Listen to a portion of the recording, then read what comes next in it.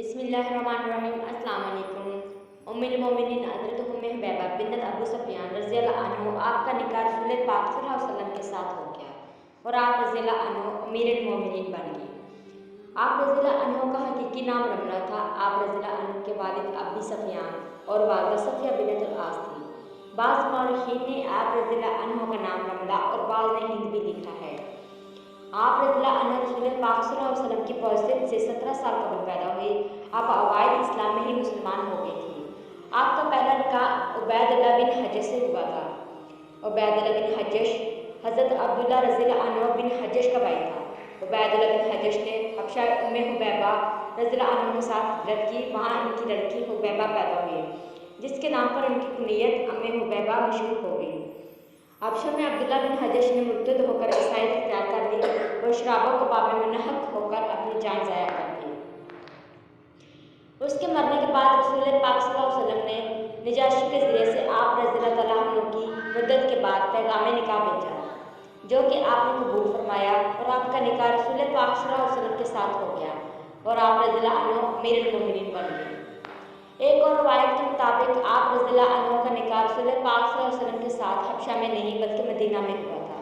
रसूल पाक सल्लल्लाहु अलैहि वसल्लम ने निकाह में आने के बाद आप रज़ियल्लाहु अन्हु रसूल पाक सल्लल्लाहु अलैहि वसल्लम की खिदमत को अपनी सादत समझती थी। फतह मक्का से कबल एक बार अबू सुफियान मदीना आए तो उन्होंने सबसे पहले अपनी बेटी के घर जाने का कसद किया। हज़रत उम्मे हुबैबा रज़ियल्लाहु अन्हु अपने वालिद को वहाँ पहुँचकर रसूल पाक सल्लल्लाहु अलैहि वसल्लम के बिस्तर पर न बैठने दिया कि वो काफिर है और वो एक काफिर को एक नबी के बिस्तर पर नहीं बैठ सकता। आप रज़ियल्लाहु अन्हु हदीस पर निहायत शिद्दत से अमल पैरा होती थी और दूसरों को भी इसकी ताकीद करती थी। वफ़ात के वक्त आप रज़ियल्लाहु अन्हु ने हज़रत आयशा रज़ियल्लाहु अन्हु को बुलाकर उनसे उम्दा कलाम किया। आप रज़ियल्लाहु अन्हु फितरतन नेक सीरत थी। आप रज़ियल्लाहु अन्हु से कई हदीस मनकूल हैं। आप रज़ियल्लाहु अन्हु ने 44 हिजरी में इंतकाल फरमाया। इनके भाई मुआविया रज़ियल्लाहु अन्हु ने भी बिन अबी सुफियान इस वक्त हुक्मरान थे। इब्ने साकर की रवायत है कि आप रज़ियल्लाहु अन्हु अपने भाई को मिलने दमिश्क गए और वहीं आपका इंतकाल हुआ।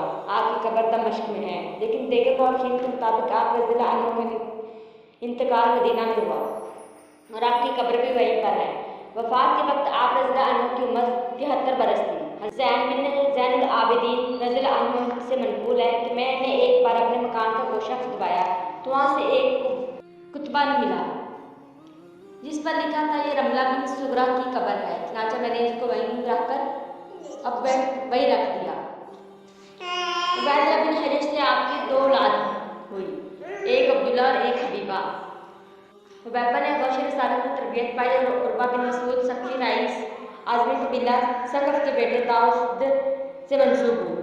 आप रज़ियल्लाहु अन्हु से बुखारी और मुस्तनद अहमद की हदीस मरवी हैं। अबू सुफियान के इंतकाल पर आप रज़ियल्लाहु अन्हु ने रसूल पाक सल्लल्लाहु अलैहि वसल्लम की हदीस बयान फरमाई, किसी औरत के लिए जो अल्लाह और यौम आखिर पर ईमान रखती है ये जायज़ नहीं हो किसी मरने वाले को 3 दिन से ज़्यादा शौक करे, अलबत्ता अपने शौहर के लिए 4 माह 10 दिन का शौक है। वीडियो देखने के लिए बहुत बहुत शुक्रिया। अगर वीडियो पसंद आए तो वीडियो को शेयर करें, लाइक करें और चैनल को सब्सक्राइब करें। अल्लाह हाफिज़।